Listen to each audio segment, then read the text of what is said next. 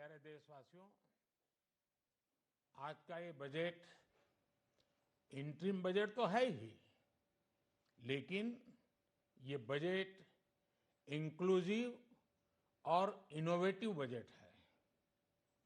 इस बजट में कंटिन्यूटी का कॉन्फिडेंस है।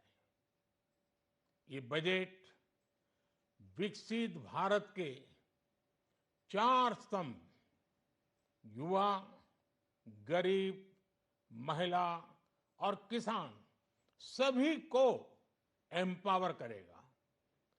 निर्मला जी का ये बजट देश के भविष्य के निर्माण का बजट है।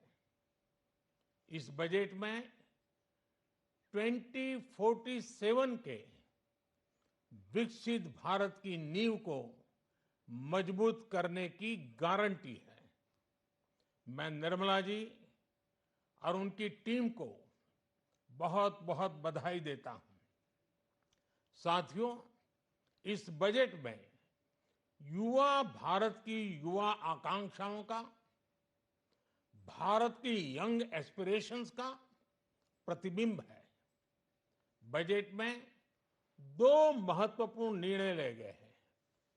रिसर्च और इनोवेशन पर 1 लाख करोड़ रुपए का फंड बनाने की घोषणा की गई है।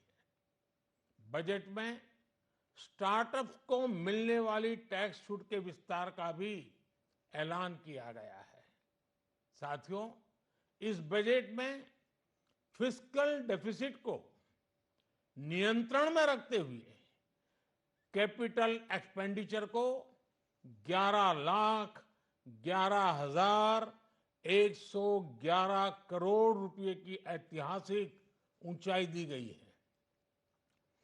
अर्थशास्त्रियों की भाषा में कहें तो एक प्रकार से स्वीट स्पॉट है।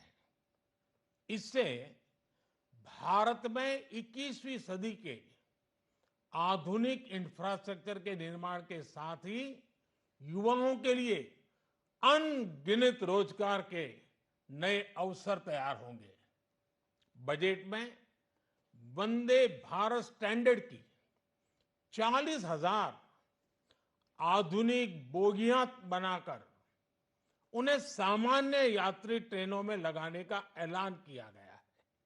इससे देश के अलग अलग रेल रूट पर करोड़ों यात्रियों में आरामदायक यात्रा का अनुभव बढ़ेगा।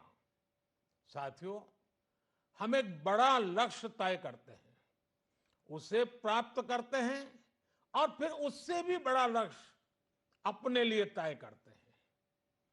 गरीबों के लिए हमने गांवों और शहरों में 4 करोड़ से अधिक घर बनाए।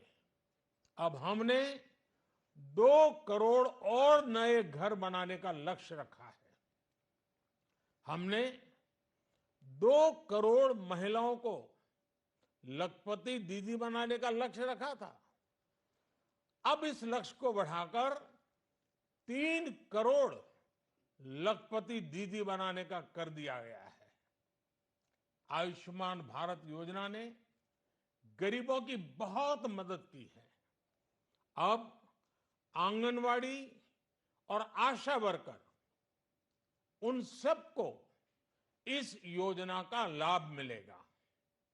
साथियों, इस बजट में गरीब और मध्यम वर्ग को एम्पावर करने, उनके लिए आय के नए अवसर बनाने पर भी बहुत जोर दिया गया है।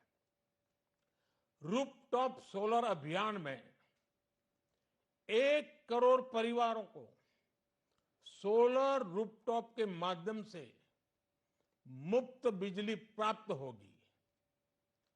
इतना ही नहीं, सरकार को अतिरिक्त बिजली बेचकर लोगों को 15 से 20 हजार प्रति वर्ष की आय भी होगी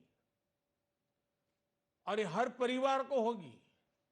साथियों, आज जिस इनकम टैक्स रेमिशन स्कीम की घोषणा की गई है, उससे मध्यम वर्ग के करीब 1 करोड़ लोगों को बड़ी राहत मिलेगी।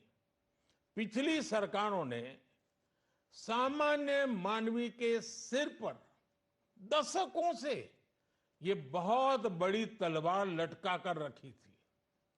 आज इस बजट में किसानों के लिए भी बहुत महत्वपूर्ण और बड़े निर्णय लिए गए हैं।